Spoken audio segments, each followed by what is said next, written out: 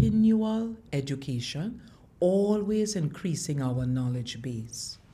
But then we have to also make a personal commitment that we would bring what is unconscious to consciousness.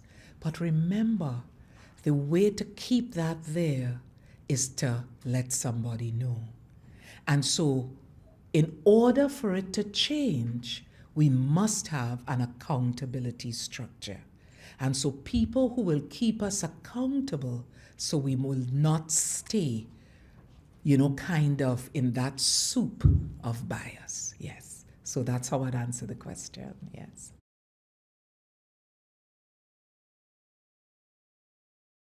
Oh, definitely. And so as psychologists, we have a slew of techniques that we use in order to keep ourselves in check. And so the chunk of our training has to do with self-awareness and countertransference and different things like this. So we are put through a very rigorous training in that area. But the thing is that, yes, they surface, but there has to be a reason in our minds why it is not good to have those biases imposed on someone else. You see, if we don't have a philosophical change and a paradigm shift, there'll be no reason to change. And so for me, this issue of do no harm, an oath that I took as a psychologist, when you show me how my biases can harm, then I have something to work with. And therefore, I don't want to harm. And therefore, I will work on that. Now, it does not mean that I have no biases at all and that I divest myself of them. They're very much who I am. But in my work,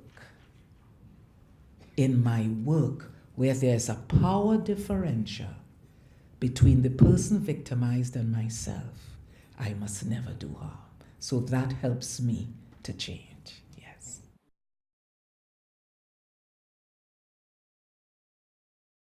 There is something about being intentional with our children and our legacy that is very, very important, yes?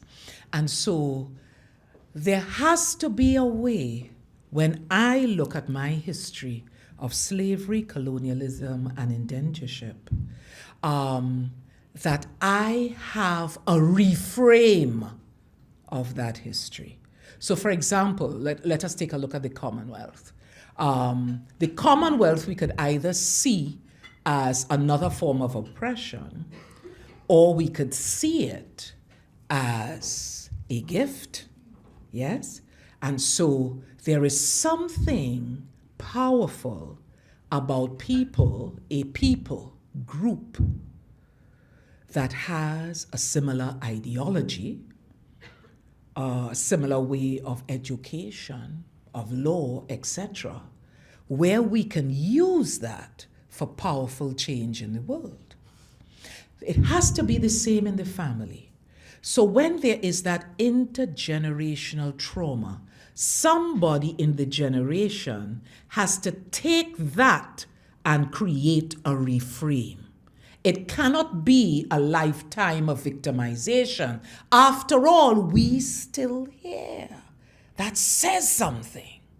And so we want to reinterpret our history for our children so that they draw strength from it, yes, instead of be weakened by it. And this has to be intentional. An intentional meaning that you create a forum, if it is around Sunday lunch or whatever the case might be, where we're going to talk about this and we're going to emerge stronger. So that would be my response to that. Yes. God bless you.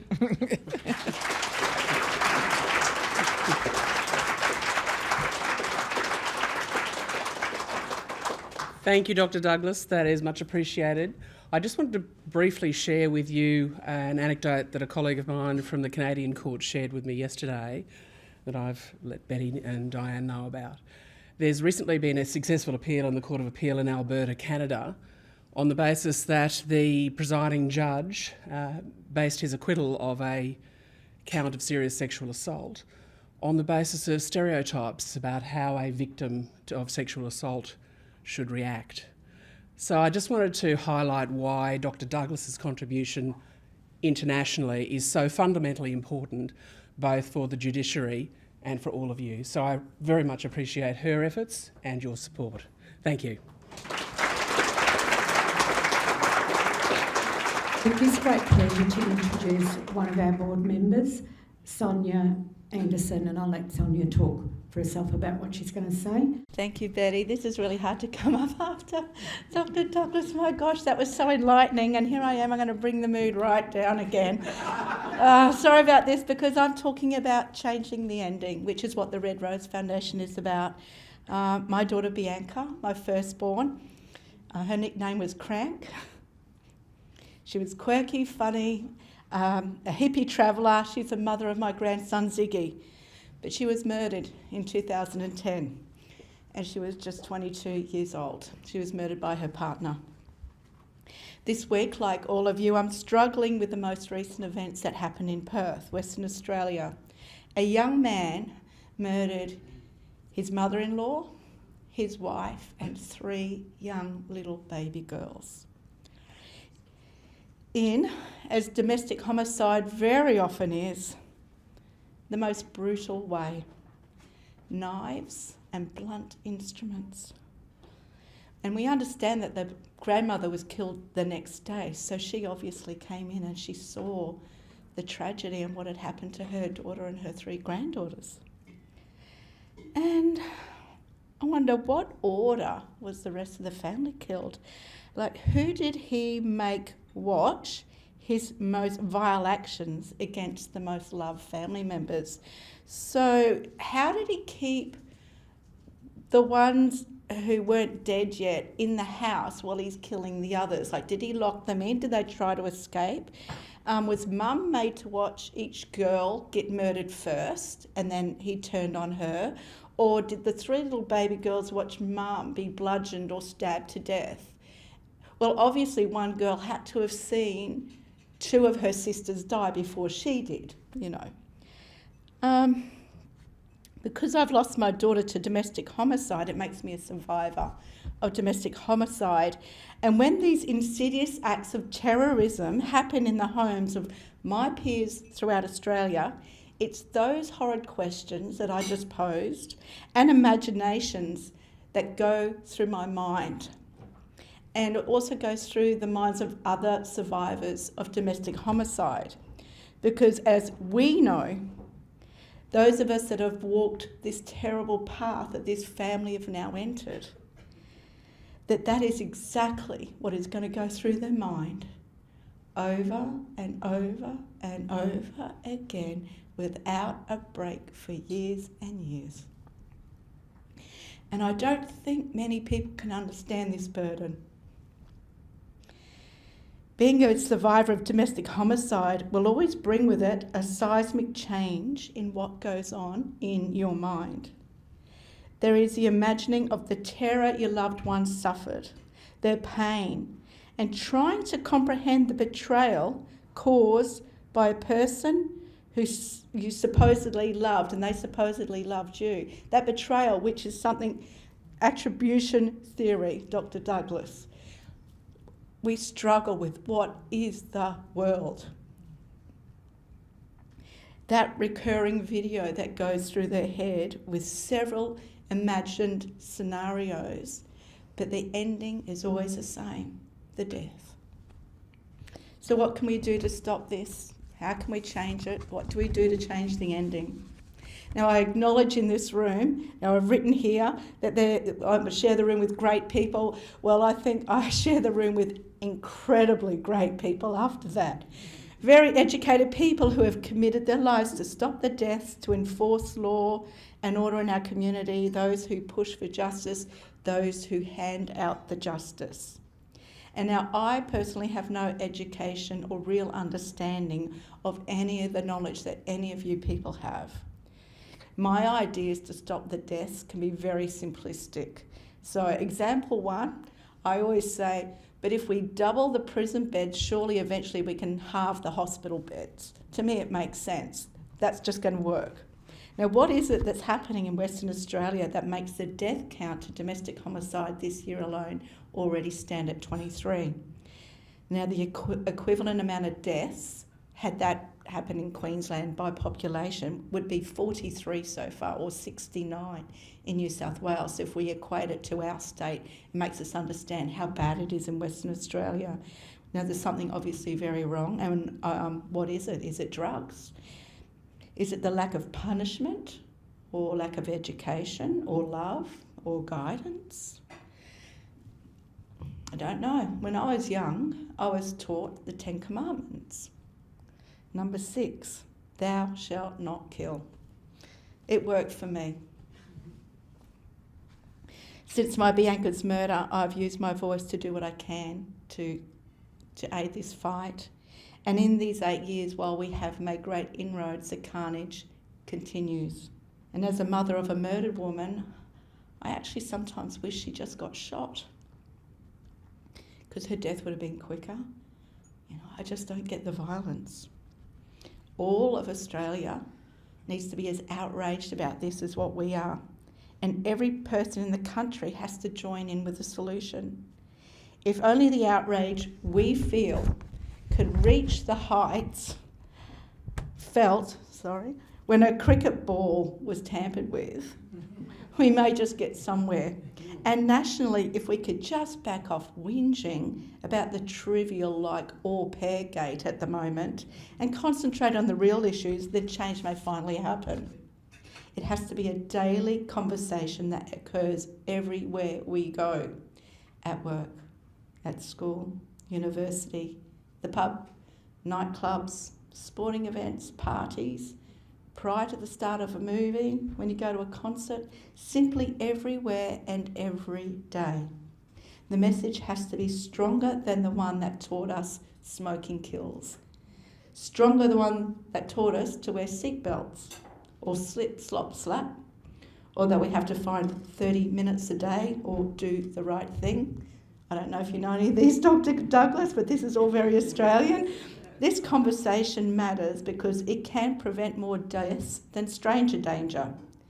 And if it can become more well known than where the bloody hell are ya, and put another shrimp on the barbie, the nation's understanding will alter. And here I go again with another simple idea. Why don't we get an advertising agency involved in this? Why don't we get that message? One that goes out for adults, another one that goes out for kids. Why can't that message be seen every time anyone accesses their social media? Anytime you go onto Facebook, Instagram, Snapchat, even Tinder, first thing you see is that message. We must change the ending, and maybe we need to employ new ideas. One thing we can never do, not ever, is give up. And today I speak in honour of and in memory of my beautiful daughter,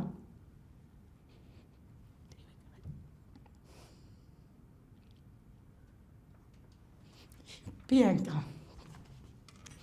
Thank you. Now I'll just bring up some good news.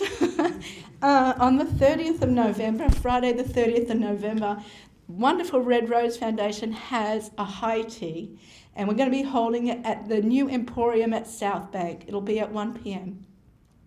We're colour coding it. You've got to wear red and white. We're going to have fabulous entertainment. Please go onto our Facebook. I can't talk anymore. Yeah. Sorry, you can finish that line off. Thank you. Okay.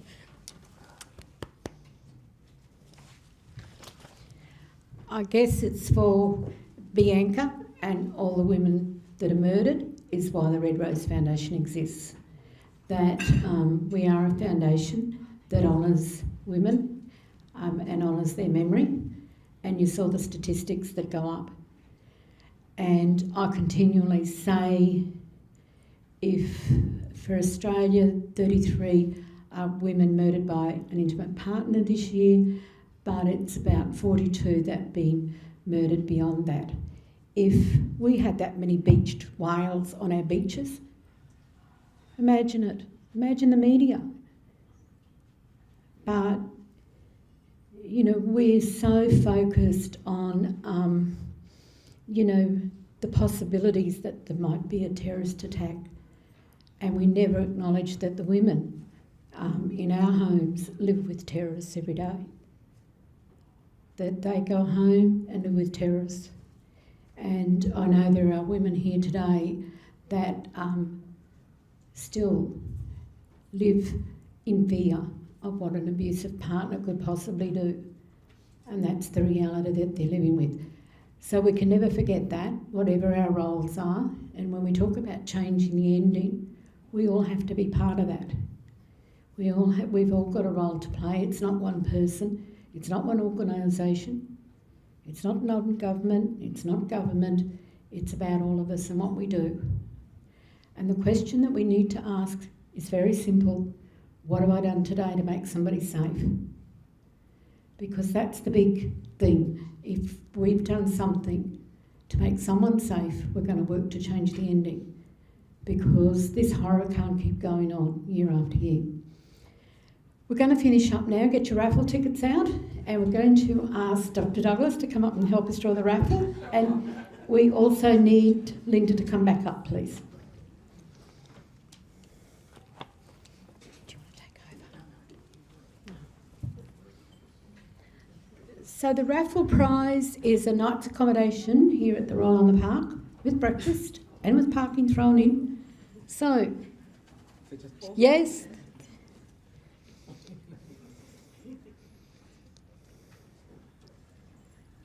What is it? Green. C. 043. Oh, fabulous.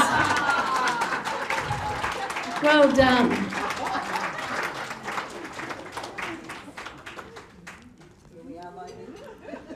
And thank you. Just lastly, we really, again, a huge round of applause for Dr. Douglas. Sorry to cut you short. We could have listened all morning, but we have people here that have got jobs to go to. So thank you so much, and just our small token of appreciation. Oh, wonderful. Thank you. Thank you very much. And to Linda, where would we be without you? I used to dream of the days when we could have... Yes! Dream of the days when we'd have magistrates on site. So to come to a breakfast with a whole table of magistrates was just blowing our mind. But yeah, how fabulous is that, and 3 tables of police. I can remember the days back down when I was working on the coast, the meetings we'd have with police, probably weren't that great in some ways until we sort of started to move. But, we are crossing those boundaries and forming partnerships and seeing we're all in it together. But you're certainly part of the change, Linda, and we love it. Thank you.